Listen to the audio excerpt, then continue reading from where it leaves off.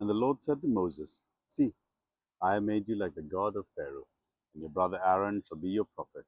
You shall speak all that I command you, and your brother Aaron shall tell Pharaoh to let the people of Israel go out of his land.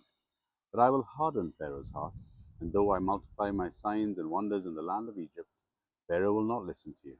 Then I will lay my hand on Egypt and bring my hosts, my people, the children of Israel, out of the land of Egypt by great acts of judgment. The Egyptians shall know that I am the Lord, when I stretch out my hand against Egypt and bring out the people of Israel from among them. Moses and Aaron did so. They did just as the Lord commanded them. Now Moses was 80 years old, and Aaron 83 years old, when they spoke to Pharaoh. Then the Lord said to Moses and Aaron, When Pharaoh says to you, Prove yourselves by working a miracle, then you shall say to Aaron, Take your staff and cast it down before Pharaoh, that it may become a serpent. So Moses and Aaron went to Pharaoh and did as the Lord commanded. Aaron cast down his staff before Pharaoh and his servants, and it became a serpent.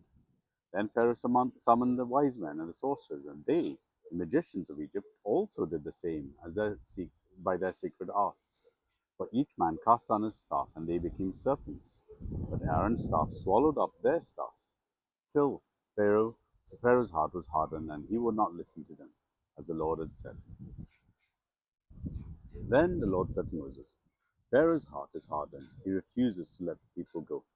Go to the Pharaoh in the morning as he is going out of the water, and stand on the banks of the Nile to meet him. Take in your hand the staff that turned into a serpent, and you shall say to him, The Lord, the God of Hebrews, sent me to you, saying, Let my people go, that they may serve me in the wilderness. But so far you have not obeyed. Thus says the Lord, By this you shall know that I am the Lord. Behold, with that staff that is in my hand, I will strike the water that is in the Nile, and it shall turn into blood. The fish in the Nile shall die, and the Nile will stink, and the Egyptians will grow weary of drinking water from the Nile. The Lord said to Moses, Say to Aaron, Take your staff and stretch out your hand over the waters of Egypt, over their rivers, their canals, and their pond, and all their pools of water, so that they may become blood. And they shall be blood. There shall be blood throughout all the land of Egypt, even in vessels of wood and in vessels of stone. Moses and Aaron did as the Lord commanded.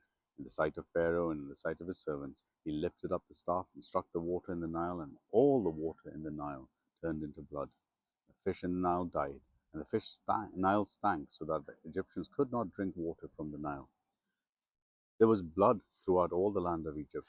For the magicians of Egypt did the same by their secret arts.